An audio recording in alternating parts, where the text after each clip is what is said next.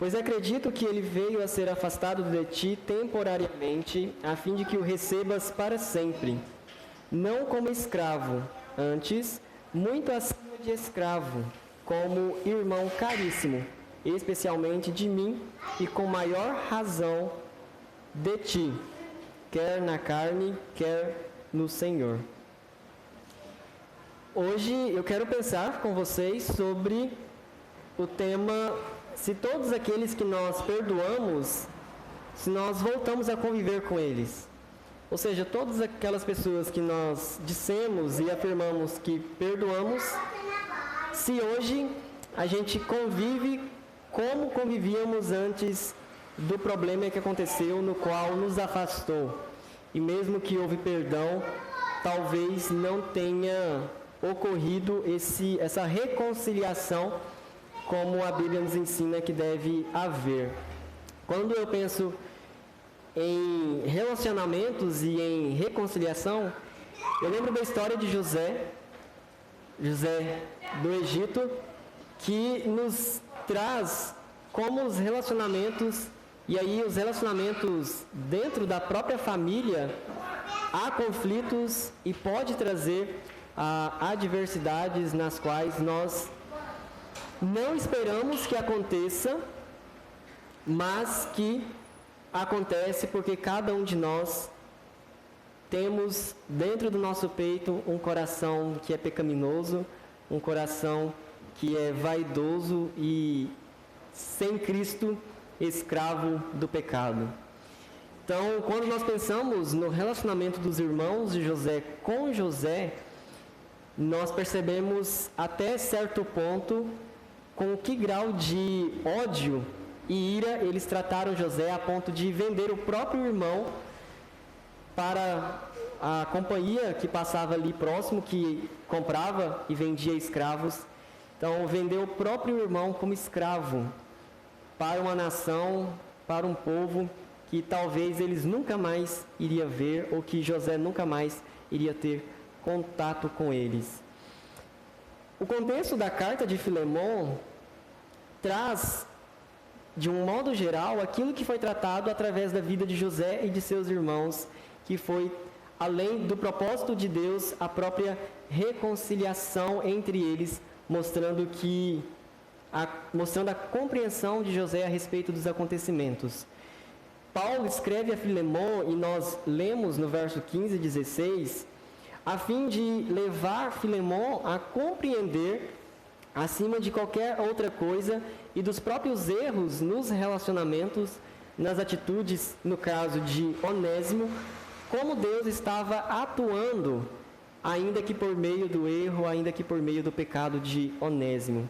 Então, em primeiro lugar, nós vemos no verso 15, ou pelo menos na primeira parte do verso 15, que Paulo vai falar a respeito das circunstâncias que nos afastam temporariamente. A primeira parte do verso 15 diz assim: pois acredito que ele veio a ser afastado de ti temporariamente. Como nós falamos, os nossos relacionamentos é permeado, contaminado e influenciado pelo pecado. Infelizmente, quando nós olhamos para o livro de Gênesis, e o primeiro pecado cometido por Adão e Eva, já de cara trouxe um conflito entre ele e sua esposa, entre Adão e Eva. Quando nós percebemos Deus vindo em direção a Adão e a Eva ali no jardim do Éden, e perguntando a respeito do que aconteceu, o que fez com que Adão tivesse vergonha da presença de Deus, ou o que fez com que Adão percebesse que estava nu, ele, em vez de reconhecer a culpa, pelo menos no sentido de fomos nós como casal, ele se coloca como vítima e atribui a Eva, e de forma indireta ou direta, ao próprio Deus. Senhor, esta mulher que o Senhor me deu foi quem fez com que tudo isso acontecesse, e nós pecamos por causa dela. Desde então, todos os nossos relacionamentos entre nós e Deus, entre nós e o próximo, entre nós e nós mesmos, e até ao ponto de entre nós e a própria criação, o modo como nós nos relacionamos com a criação de Deus, foi tudo contaminado. E sem Cristo vivemos de uma forma distorcida e escravos do pecado. E aí isso vai nos afastar por meio, seja do divórcio, do nosso ego, do adultério, do egoísmo, da mentira, da ira, do ódio. Tudo isso vai ocupando o nosso coração e os nossos relacionamentos. Começamos 10, amanhã brigamos com 20, de modo que nós, sem Cristo, vivemos mais nos afastando das pessoas e do próprio Deus do que propriamente em união, em harmonia. Talvez um exemplo claro disso seja agora no Natal, quando várias famílias se reúnem, seja qual for o propósito, mas sempre com o objetivo de que todos se reúnam pelo menos uma vez no ano, e quando estão ali vendo pela primeira vez no ano e o ano já encerrando, briga, sai brigado. O propósito era passar 3 dias, não consegue passar um dia juntos, porque minha família, os meus irmãos, os meus parentes são insuportáveis. Não eu, mas os meus parentes, aqueles que estão conosco. Então, a carta que Paulo escreve a Filemon sob a inspiração do Senhor vai tratar justamente o nosso relacionamento, mostrando que a solução de tudo isso é o Evangelho de Cristo e que vem de encontro aos nossos corações, nos transformando, não exteriormente, mas transformando o nosso coração para que todo o nosso ser seja transformado pela palavra, pelo Evangelho, pelo Espírito Santo. Então, Paulo começa falando aqui a respeito de que Onésimo se afastou de Filemon. Nós não sabemos qual o período desse tempo, quando ele fala que é afastado de ti temporariamente. Paulo costuma falar a respeito de tempo, e aqui a palavra no original é hora. Então, a nossa palavra em português veio do grego, que também significa, que é hora, a pronúncia, mas que diferente de nós, que a hora tem 60 minutos, quando eles se referiam à palavra hora, era esse espaço de tempo indeterminado, mas que, de acordo com Paulo, era um curto espaço de tempo. E é esse curto espaço de tempo que Onésimo passa afastado de Filemon. Embora Paulo use essas palavras que para nós não tem nada de grave, o contexto do que realmente aconteceu entre Onésimo e Filemon foi que Filemon, sendo escravo de Onésimo sendo escravo de Filemon, ele foge e provavelmente leva consigo algo que ele furtou de Filemon. Então, como escravo, naquele momento ele não tinha como custear sua fuga, e aí provavelmente ele furta algo de valor de Filemon, e nessa fuga ele sai provavelmente ali da região de Colosso e vai até Roma, que é a capital do Império Romano. E ali, numa cidade que naquela época, para os padrões das cidades que haviam, Roma tinha ou abrigava cerca de 1 milhão de habitantes. E de forma sobrenatural, Deus faz com que naquela cidade super populosa, Onésimo se encontra com Paulo. E Paulo, então, preso, provavelmente ali em uma casa que ele alugara, ele evangeliza Onésimo. E a graça do Senhor alcança o coração de Onésimo, converte o coração de Onésimo, e agora ele tem que voltar para, em Cristo Jesus, pedir perdão pelo prejuízo e pela fuga que Onésimo empreendeu contra Filemon, e agora, como cristão, ele precisa entender que ele tem essa necessidade em Cristo de viver em paz e em reconciliação, e a palavra vai dizer com todos que forem possível, porque mesmo quando Cristo alcança os nossos corações e nós temos esse desejo de viver em paz com todos, nem todo mundo quer viver em paz. Nem todo mundo aceita o nosso perdão ou aceita que nós perdoemos, e aí ela vive sempre em conflito. Por isso a palavra de Deus diz: vivam em paz com todos, havendo possibilidade, porque da nossa parte é um mandamento, é a nossa obrigação, como também o nosso chamado, a nossa vocação. Mas daquele que não tem Cristo, ele está entregue aos desejos pecaminosos do seu coração. A maneira como Paulo escreve é para mostrar a Filemon que, mesmo em meio àquilo que Onésimo fez, foi de uma forma graciosa conduzida pelo Senhor. Isso é muito comum quando nós vivemos certas circunstâncias e, mesmo em nosso pecado, mesmo em nosso erro, nós percebemos Deus conduzindo-nos e trabalhando o nosso coração para um propósito no qual nós não tínhamos nos atentado antes. Isso é maravilhoso, porque sempre vamos nos lembrar de que a Bíblia diz que onde abundou o pecado, superabundou a graça. E é maravilhoso ver que Deus é tão gracioso que, mesmo em nosso erro, Deus faz com que haja um propósito no qual o nosso coração será trabalhado, o nosso caráter, a nossa personalidade, ou até mesmo trabalhar em nós o nosso reconhecimento de que precisamos ainda mais do Senhor. Como nós vamos ver um pouquinho à frente, quando Paulo escreve aos Coríntios, ele faz um relato de como o povo de Israel vivia no passado, e aí talvez pensando que os irmãos da igreja, como muitos de nós costumamos fazer quando nós lemos o Antigo Testamento e pensamos como eles conseguiram pecar tanto, tendo Deus ali com eles, provavelmente Paulo, tendo isso em mente, que eles também fariam esse questionamento, ele escreve dizendo: olha, aquele que está de pé, cuidado para que não caia.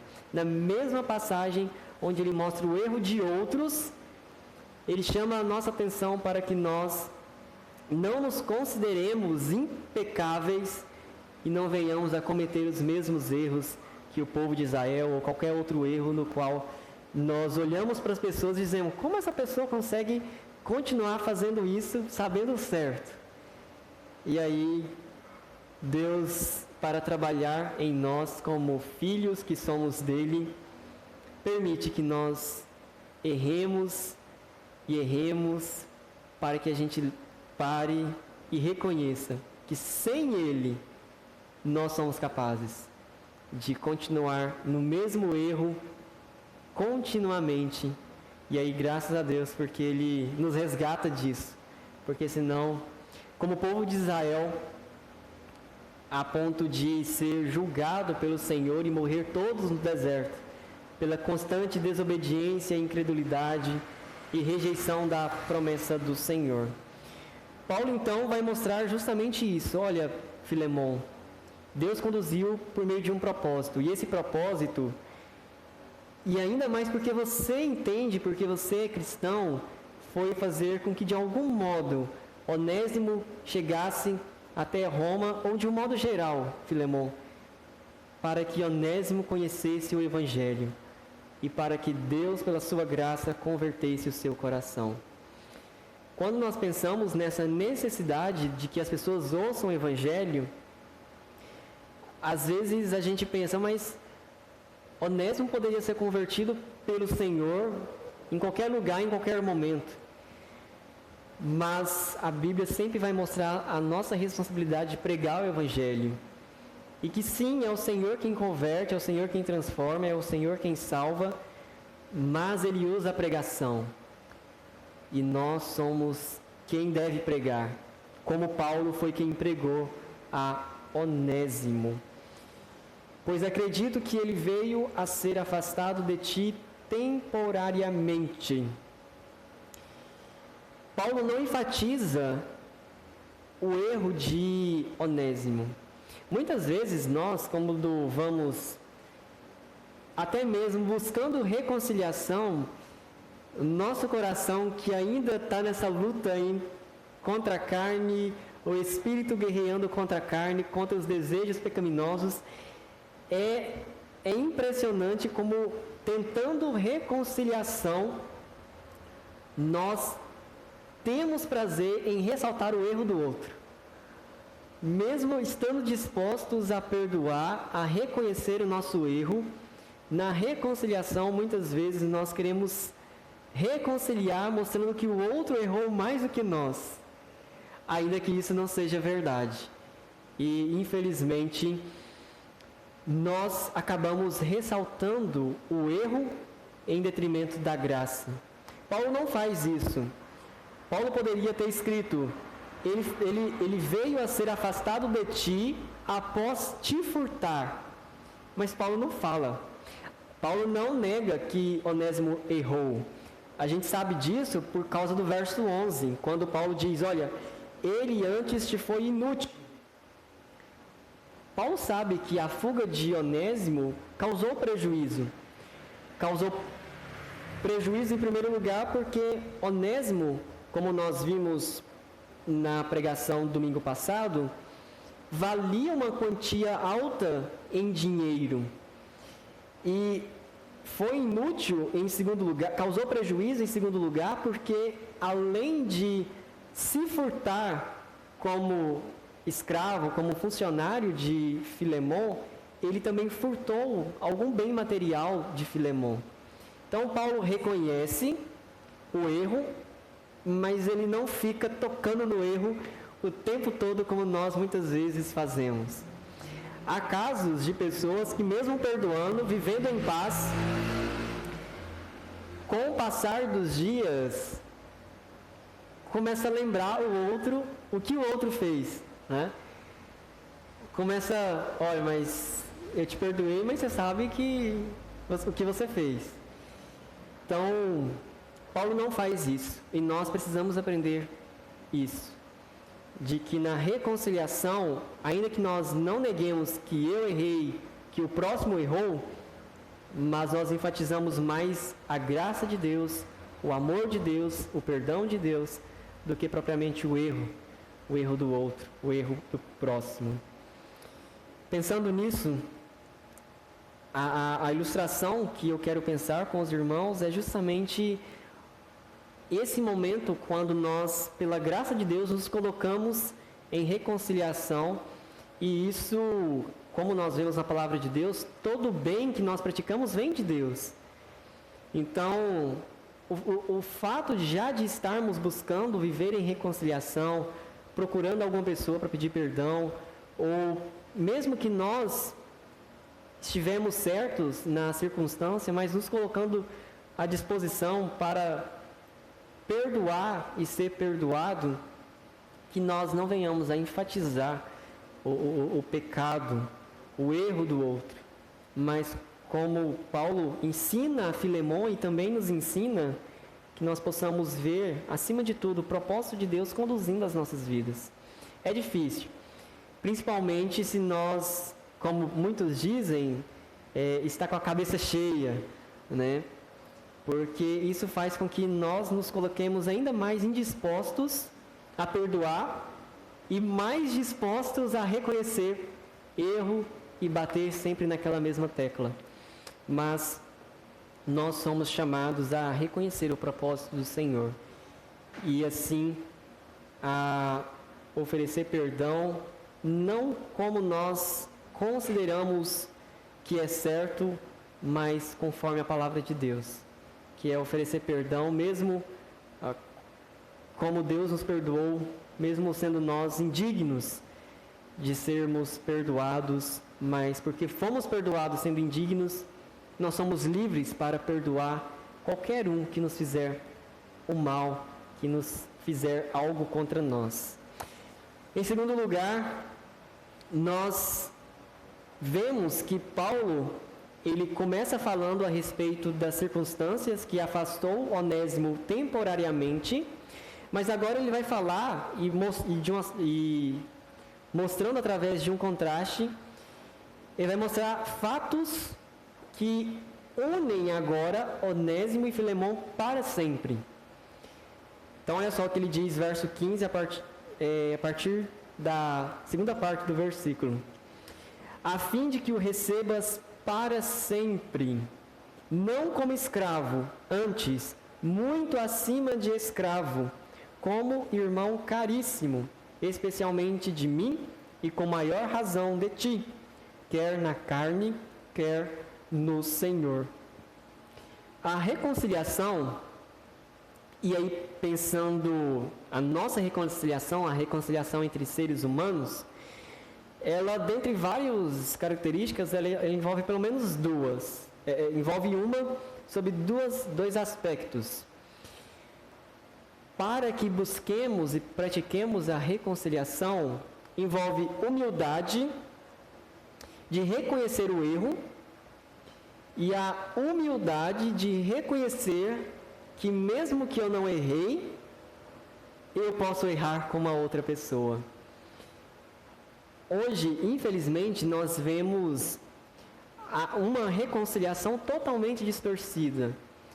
E aí, pensando no casamento, nós sempre ouvimos por meio de filmes, novelas, que você é casado, o seu cônjuge te trai, como você vai reconciliar com ele ou com ela? Então, essas pessoas vão dizer que não é pedindo perdão ou perdoando, mas você reconcilia quando você também trai, porque aí fica todo mundo quites, e aí não tem o que reclamar um do outro. Então, a Bíblia não mostra isso. Não mostra que a reconciliação é eu devolver na mesma moeda aquilo que a pessoa me fez. Pelo contrário, é, se necessário, eu devolver sempre em amor, graça, bondade, humildade. Não com ira, não com ódio, não com rancor. E aí, pensando nisso, Paulo vai escrever a Filemão dizendo o seguinte: a fim de que o recebas para sempre. Essa palavra receber, ela também pode ser traduzida como ter, a fim de que o tenhas para sempre.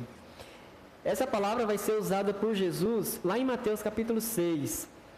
E aí eu gostaria que os irmãos abrissem para que nós percebêssemos o quão essa palavra é importante aqui na carta de Filemão e como isso nos ensina a respeito do perdão. Mateus capítulo 6 nos diz,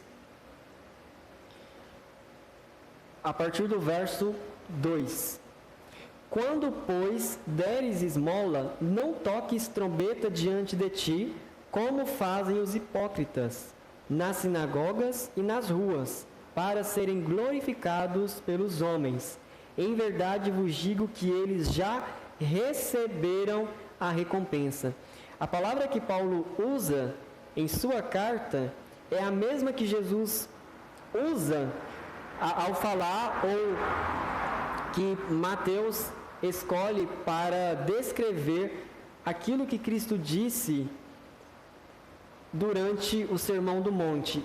E a palavra que já receberam a recompensa é usado no contexto de negociação. Ou seja, quando Jesus diz que aquilo que os hipócritas fazem, buscando ser recompensados por Deus, eles já receberam a recompensa. E qual é essa recompensa? É o ser glorificado pelos homens.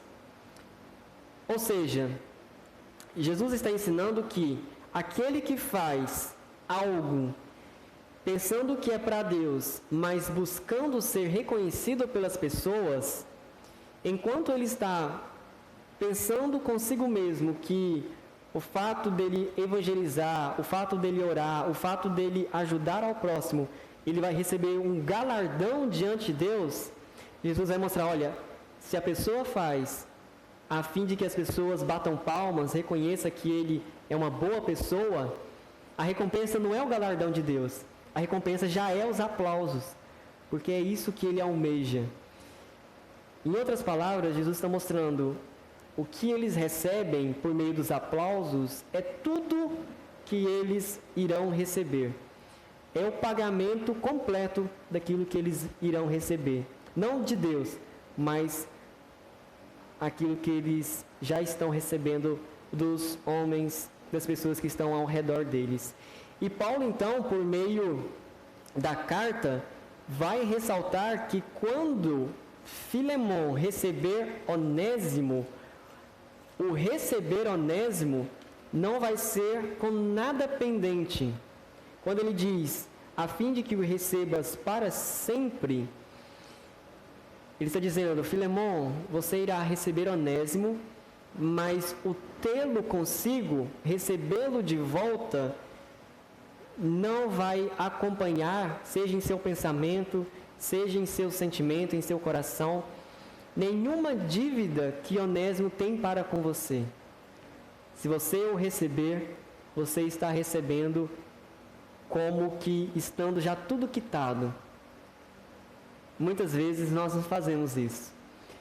Nós perdoamos as pessoas, mas conosco, em nosso íntimo, aquela pessoa está nos devendo.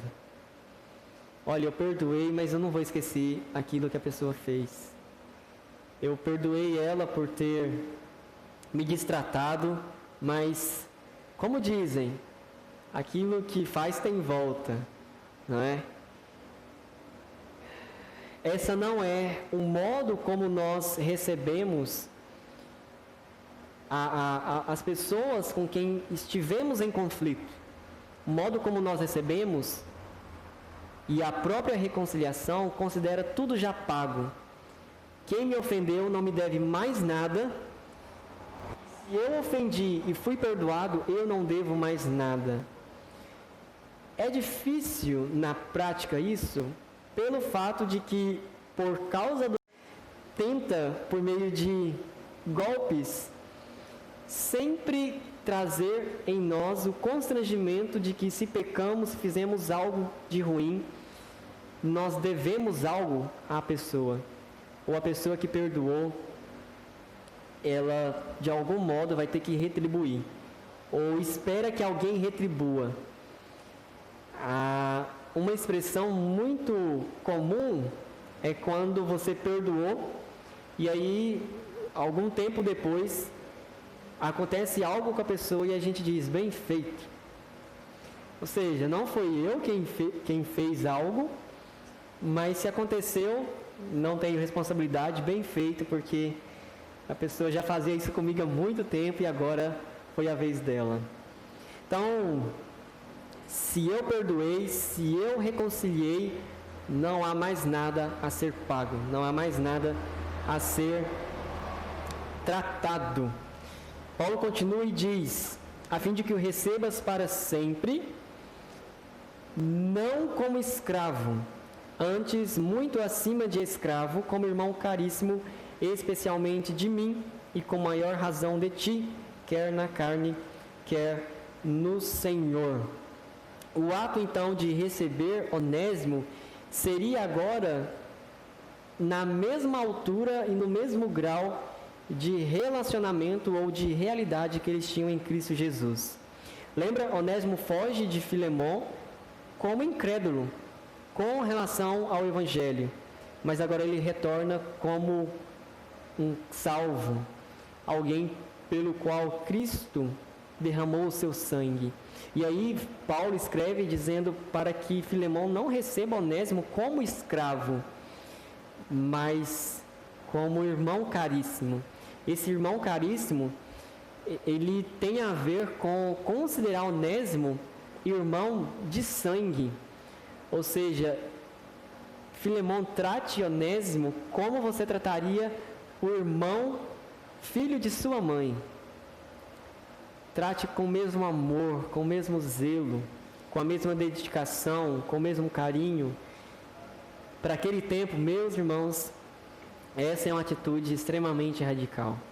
Como nós falamos no domingo passado, receber um escravo fugitivo, o Senhor poderia tratá-lo de qualquer forma, seja com castigos físicos, seja com a própria crucificação, que não aconteceu somente com Cristo, mas era o modo como tratava as piores pessoas consideradas daquela época. Então, todas aquelas pessoas que eram pessoas terríveis, ou pessoas mais bárbaras e criminosas possíveis, elas eram tratadas então por meio da crucificação.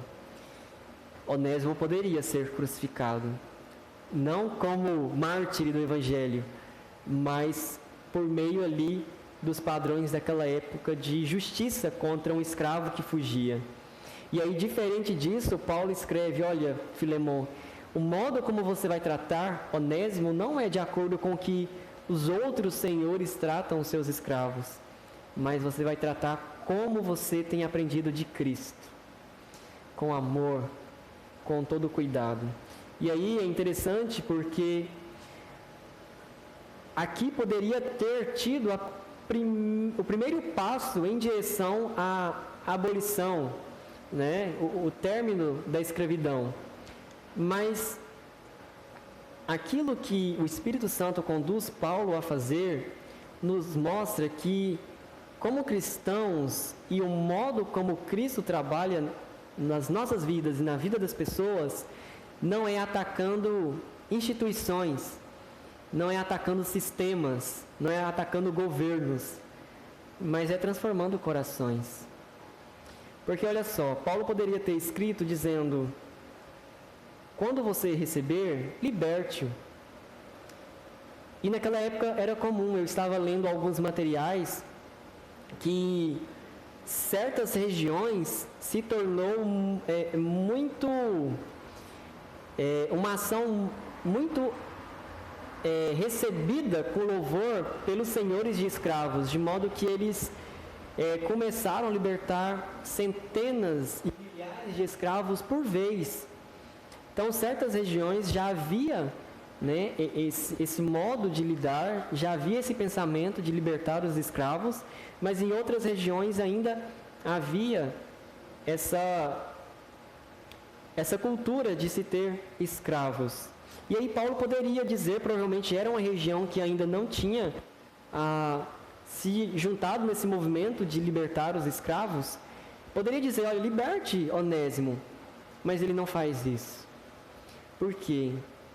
Porque libertar Onésimo simplesmente não transformaria ou não levaria o coração de Filemon a ser desafiado pela fé.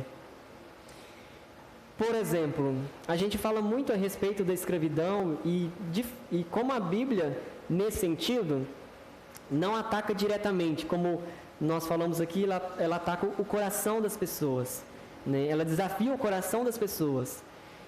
Mas em nossos dias, mesmo que haja escravidão, e nós sabemos disso, o modo do trabalho formal, carteira assinada, mesmo que não seja escravidão como instituição, há muitos funcionários que trabalham de carteira assinada que vivem sob regime de escravidão. Então, não é a instituição, não é o modo formal ou não, e nem o nome pelo qual nós damos que faz com que haja ou não haja escravidão, mas é o modo como cada patrão, cada senhor vai tratar os seus funcionários. E aí a gente precisa lembrar que não era todos senhores de escravos que tratariam seus escravos como nós conhecemos aqui no Brasil. Provavelmente havia senhores de escravos que tratavam com zelo, com cuidado. Por quê? Porque o sistema em si, ele pode ser questionado a partir dos nossos corações e do modo como nós tratamos uns aos outros. E aí Paulo faz justamente isso. E aí sim, é o primeiro passo em relação a aquilo que nós vamos ter na história do mundo, que é a luta contra a escravidão. Mas mostrando não que o sistema deve ser atacado, mas as pessoas que estão mantendo, né, essa estrutura de trabalho. E aí Paulo então escreve desafiando Filemon, que agora é cristão, que crê em Cristo Jesus, a não tratar Onésimo como escravo, mas como irmão. Quando nós pensamos nessa nova realidade que nós temos em Cristo, nós precisamos entender que todos nós temos os mesmos valores, os mesmos status e a mesma importância no corpo de Cristo. Os valores, nós somos todos nova criação, como a palavra de Deus diz. Os nossos status é de salvo, justificado, perdoado. E a nossa importância, todos nós somos membros no corpo de Cristo. Não há ninguém na igreja que seja inferior ou superior. Não é o que temos que faz com que nós sejamos insubstituíveis ou mais importantes. E também não é a certa família em detrimento de outra que faz com que o culto comece às 7 ou às 7:30 porque tal pessoa não chegou. Então, se a pessoa não chegou, não podemos começar o culto. Infelizmente, nós, quando perdemos essa capacidade de olhar uns para os outros e entender que todos são importantes no corpo de Cristo, quando nós perdemos essa capacidade, nós passamos a fazer acepção de pessoas. Então, quem que serve para fazer isso? Só aquela pessoa que serve, porque aquela outra não dá. Então, Filemon deveria tratar agora Onésimo de igual para igual. Não sabemos como Filemon passou a tratar Onésimo como funcionário, mas com certeza Filemon trataria Onésimo de uma forma diferente. Não mais sob ameaça, como Paulo vai escrever, que os senhores não devem tratar seus funcionários com ameaça, mas com amor, com gentileza, com bondade, com graça.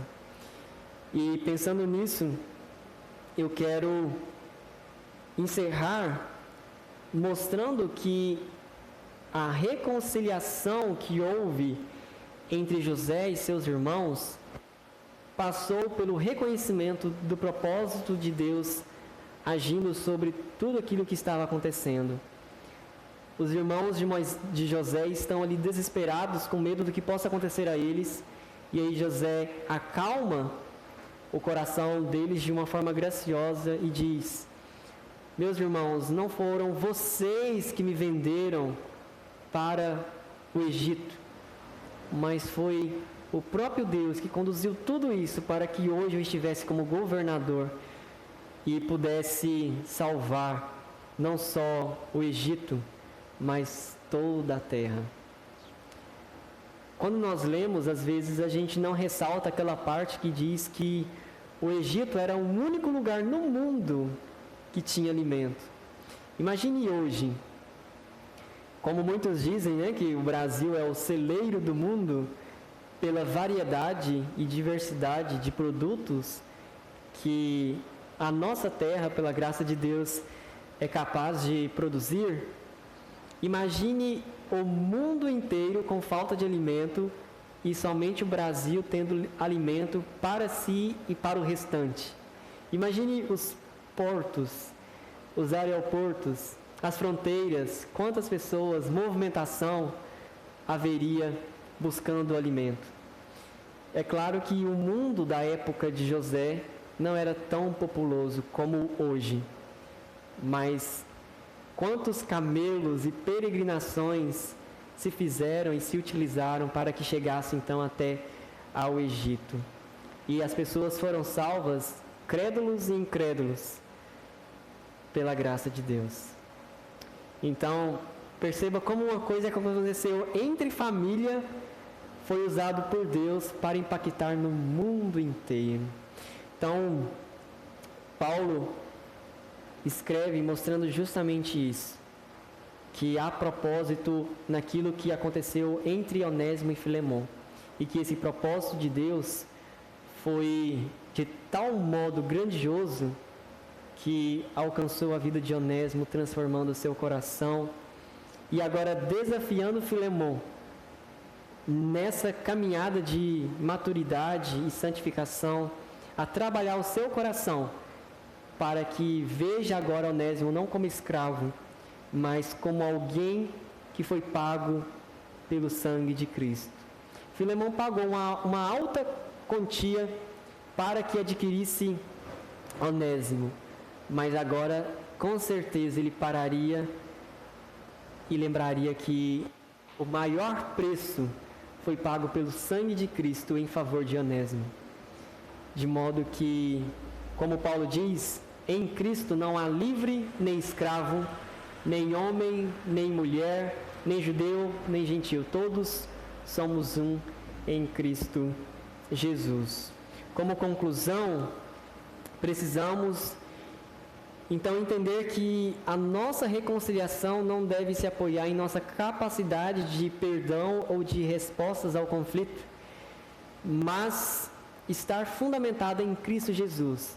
E aí nós devemos entender que nele e por meio dele somos transformados, somos capacitados e agraciados a agir diferente para com os conflitos que ainda vivemos em nossos relacionamentos. Com a aplicação, reconheça a direção, a providência e o propósito de Deus. Muitas vezes, com a cabeça cheia, como dissemos, focamos o problema e esquecemos de perceber a mão de Deus sobre nós, nos conduzindo e nos levando a viver o propósito de Deus. Precisamos reconhecer para que saibamos o que Deus está fazendo em nossa vida e através de nossa vida. Em segundo lugar, devemos tratar as pessoas com dignidade e irmandade. Nós vemos muito hoje os discursos com relação a preconceito, principalmente por conta da cor. E nós vemos muito isso nos Estados Unidos. Na Europa tivemos também manifestações, protestos. No Brasil, o cristão, desde que conhece e crê em Cristo como Senhor e Salvador, compreende que nós não tratamos as pessoas por aquilo que elas têm, são ou é em termos de raça, em termos de cultura. Porque nós compreendemos que por meio da imagem e semelhança de Deus, todas as pessoas têm dignidade, todas as pessoas têm valor, porque foram criadas à imagem e semelhança de Deus. E na igreja, além dessa dignidade que todos nós temos, ainda há a irmandade pela qual todos nós somos unidos pelo sangue de Cristo. Em terceiro lugar, a reconciliação considera tudo pago. Então, se você já reconciliou com alguém e ainda mantém em seu coração rancor, não houve reconciliação. Mas se há a consideração de que está tudo pago, está tudo resolvido, a paz, eu consigo conviver com a pessoa novamente, a pessoa pode conviver comigo novamente, então nós consideramos de fato tudo pago, tudo acertado. E em quarto e último lugar, devemos conduzir os nossos relacionamentos em Cristo Jesus. Sem Cristo Jesus, nossos relacionamentos, mais cedo ou mais tarde, irão entrar em conflitos de modo que não sairá dele. Porque haverá sempre uma guerra de quem está certo, de quem está mais errado, e o nosso egoísmo fará com que nós destruamos o nosso casamento, as nossas amizades. Quem tem sócios na empresa, mas em Cristo Jesus, nós compreendemos que o nosso coração precisa ser trabalhado para que possamos sempre responder e viver um relacionamento que seja agradável a Cristo Jesus. Que Deus nos abençoe, nos conduza e nos capacite a viver conforme a vontade do Senhor. Vamos orar. Senhor, nós te louvamos pela tua palavra. Rogamos ao Senhor que nos capacite, derrame a tua graça sobre nós, para que, como cristãos, possamos, como Paulo escreve a Filemon, sermos desafiados a amar, a perdoar e a não trazer conosco nenhuma mágoa e nem alimentar nenhum tipo de sentimento que seja diferente do amor que devemos ter uns para com os outros. Aqueles que não creem no Senhor e que vivem em conflitos, de modo que têm se destruído e destruído uns aos outros, tem misericórdia, Senhor. Alcance com a tua salvação, transforme os seus corações como o Senhor transformou o coração de Onésimo, para que, ao serem transformados, possam resolver tudo aquilo que está para ser resolvido e, por meio do Senhor, viver de forma a considerar uns aos outros como irmãos, amando e se entregando a ponto de dar a própria vida, porque não consideramos nada propriamente nosso, meu, mas consideramos o nós, a nossa comunhão, a nossa unidade. Nos ajude, Senhor, nos conduza e nos perdoe. Em nome de Jesus. Amém.